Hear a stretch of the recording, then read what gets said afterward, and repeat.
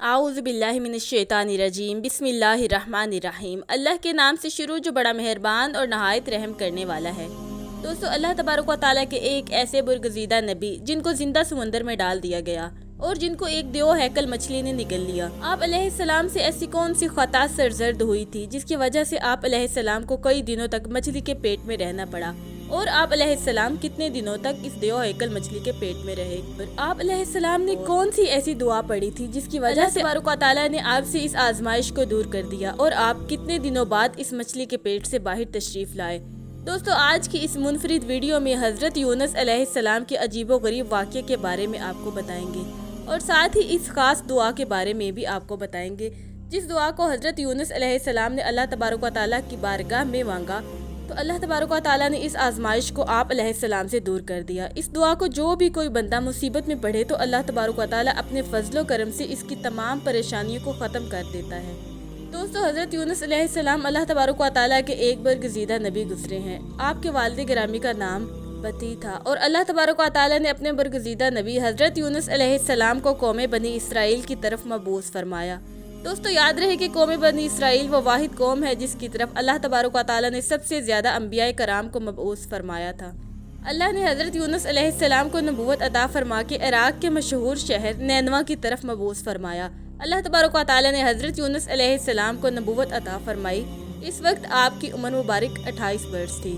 چنانچہ اللہ کے حکم کے مطابق حضرت یونس علیہ السلام اہل نینوا کو ایک عرصے تک دعوت حق دیتے رہے، لیکن اہل نینوا نے آپ کی بات پر کوئی کان نہ دھرا اور اسی طرح اپنے گناہوں اور برائیوں کے اندر مبتلا رہے۔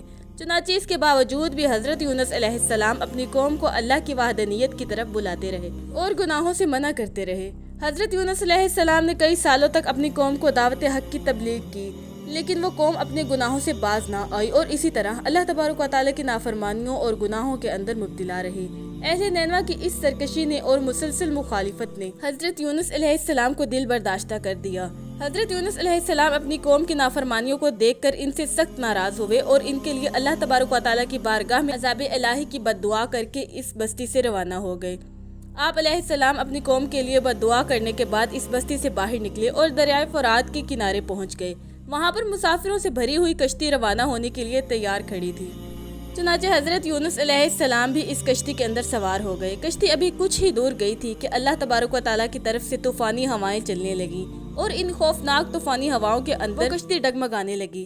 چنانچہ ان طوفانی ہواؤں کی وجہ سے کشتی کے ڈوبنے کا خطرہ پیدا ہو گیا۔ اس وقت ملاحوں نے اپنے عقیدے کے مطابق کہا کہ اپنے آقا کا بھاگا ہوا کوئی غلام اس کشتی میں سوار ہو گیا ہے۔ جب تک اس غلام کو اس کشتی سے نکالا نہ جائے گا تب تک اس مصیبت سے نجات حاصل نہیں ہوگی۔ چنانچہ ملاحوں کی یہ بات سن کر حضرت یونس علیہ السلام کے دل میں یہ خیال آیا کہ میں نے اللہ تبارک و تعالیٰ کی وحی کا انتظار کیے بغیر ہی اپنی قوم کے لیے بد دعا کر کے وہاں سے چلا آیا اور شاید اللہ تبارک و تعالیٰ کو میرا یہ عمل پسند نہیں آیا، اسی لیے آثار نمودار ہوئے اور یہ میری آزمائش ہے۔ چنانچہ یہ منظر دیکھ کر حضرت یونس علیہ السلام نے ان ملاحوں سے فرمایا کہ میں ہوں وہ بھاگا ہوا غلام جو اپنے آقا سے بھاگ کر آیا ہے، مجھے کشتی سے پھینک دو تاکہ یہ طوفان رک جائے۔ مگر اس کشتی میں سوار ملا اور مسافر آپ علیہ السلام کو خوب جانتے تھے اور آپ علیہ السلام کو نیک انسان سمجھتے تھے۔ وہ لوگ آپ علیہ السلام کی شرافت سے خوب متاثر تھے۔ چنانچہ ان لوگوں نے آپ علیہ السلام کو کشتی سے پھینکنے سے انکار کر دیا۔ اس کے بعد یہ طے پایا کہ قرآن اندازی کی جائے اور جس کا نام قرآن میں نکلے گا اسی کو کشتی سے باہر نکالا جائے گا۔ اس طرح سب کی رائے کے مطابق قرآن اندازی کی گئی۔ اس قرآن اندازی میں پہلی بار ہی حضرت یونس علیہ السلام کا نام نکل آیا۔ اس طرح حضرت یونس علیہ السلام کا نام دیکھنے کے باوجود بھی ملا اور مسافروں کو یقین نہ آیا۔ اس کے بعد دوسری اور تیسری بار بھی قرآن اندازی میں حضرت یونس علیہ السلام کا نام ہی نکلا۔ اس طرح ملا اور مسافر آپ علیہ السلام کو کشتی سے نکالنے کے لیے مجبور ہو گئے۔ اس کے بعد حضرت یونس علیہ السلام نے خود ہی کشتی سے چھلانگ لگا دی۔ اس وقت اللہ تبارک و تعالیٰ کے حکم سے ایک دیو ہیکل اور بڑی مچھلی نے آپ علیہ السلام کو نگل لیا اور اللہ کے حکم سے حضرت یونس علیہ السلام کو صحیح سلامت اپنے پیٹ میں محفوظ رکھا۔ حضرت یونس علیہ السلام اپنی قوم سے ناراض ہو کر اس بستی سے چلے گئے تھے اور 40 دن کے اندر اندر عذاب الہی کے نازل ہونے کی پیش گوئی بھی کی تھی۔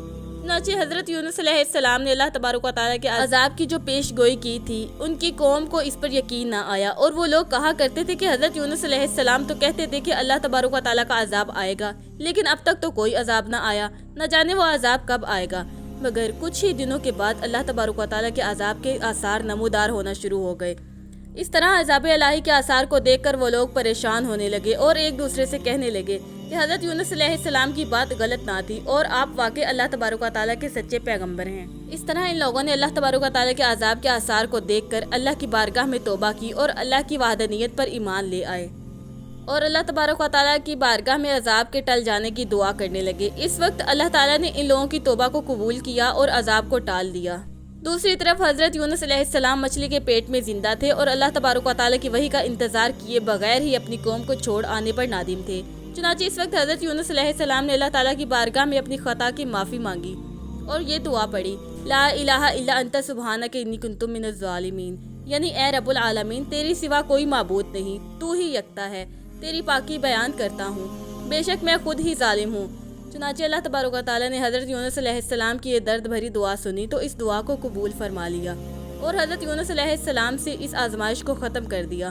اس وقت اللہ تعالیٰ نے مچھلی کو حکم دیا کہ وہ حضرت یونس علیہ السلام کو صحیح سلامت دریا کے کنارے پر ڈال دے۔ تو اس وقت اس مچھلی نے اللہ تبارک و تعالیٰ کے حکم کی تعمیل کرتے ہوئے حضرت یونس علیہ السلام کو ساحل کے کنارے پر ڈال دیا۔ اس طرح حضرت یونس علیہ السلام 40 دن تک مچھلی کے پیٹ میں رہے اور 40 دن کے بعد اللہ نے آپ کی دعا کو قبول فرما لیا اور آزمائش سے نجات بخشی۔ جب مچھلی نے حضرت یونس علیہ السلام کو اپنے پیٹ سے باہر نکالا تو حضرت یونس علیہ السلام بہت ہی کمزور حالت میں زمین پر پڑے ہوئے تھے۔ اس وقت اللہ تعالیٰ نے حضرت یونس علیہ السلام کے قریب ایک بیل کا درخت اگایا۔ اس درخت کی وجہ سے حضرت یونس علیہ السلام کی حالت بہتر ہوئی تو آپ نے اس درخت کے سائے میں ایک جھونپڑی بنائی اور اس جھونپڑی میں رہنے لگے۔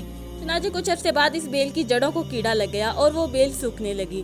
یہ ماجرا دیکھ کر حضرت یونس علیہ السلام کو بہت دکھ ہوا کیونکہ حضرت یونس علیہ السلام اس بیل سے بہت محبت کرنے لگے تھے۔ اس وقت اللہ تبارک و تعالیٰ نے حضرت یونس علیہ السلام کی طرف وحی نازل فرمائی اور حضرت یونس علیہ السلام کو مخاطب کرتے ہوئے ارشاد فرمایا، اے یونس علیہ السلام تمہیں اس بیل کے سوکھنے کا بہت دکھ ہوا جو کہ ایک معمولی اور حقیر چیز ہے، لیکن آپ علیہ السلام نے اپنی قوم کو چھوڑتے ہوئے یہ نہ سوچا کہ نینوا میں بسنے والے 1 لاکھ سے زائد انسانوں کو ان کے علاوہ لاتعداد حیوانوں اور جانوروں کو ہلاک کرنے میں ہمیں ناگواری نہ ہوتی۔ کیا ہم ان کے لیے اس سے بھی زیادہ مہربان نہ ہوتے جتنا تم اس بیل کے لیے مہربان ہو؟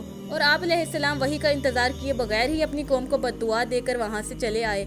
ایک نبی کی یہ شان نہیں کہ وہ اپنی قوم کے لیے بد دعا کر کے نفرت کی وجہ سے ان سے جدا ہو جائے اور وحی کا انتظار بھی نہ کرے۔ پھر اس کے بعد اللہ تبارک و تعالیٰ نے حضرت یونس علیہ السلام کو یہ حکم دیا کہ وہ دوبارہ نینوا جائیں اور وہاں پر رہ کر اہل نینوا کو دین کی تبلیغ کریں اور ان کو اللہ تبارک و تعالیٰ کا پیغام پہنچائے تاکہ اللہ کی کثیر مخلوق حضرت یونس علیہ السلام سے فائدہ حاصل کر سکے۔ چنانچہ اس وقت حضرت یونس علیہ السلام اللہ کے حکم کے مطابق وادی نینوا میں دوبارہ تشریف لے گئے اور ان کی قوم ان کی آمد پر بہت خوش ہوئی اور پھر وہ لوگ حضرت یونس علیہ السلام سے دین کی تبلیغ حاصل کرنے لگے۔ اس قوم نے دنیا میں بھی کامیابی حاصل کی اور آخرت میں بھی کامیاب ہوئے اور اس طرح اللہ تبارک و تعالیٰ نے اس قوم کو بخش دیا۔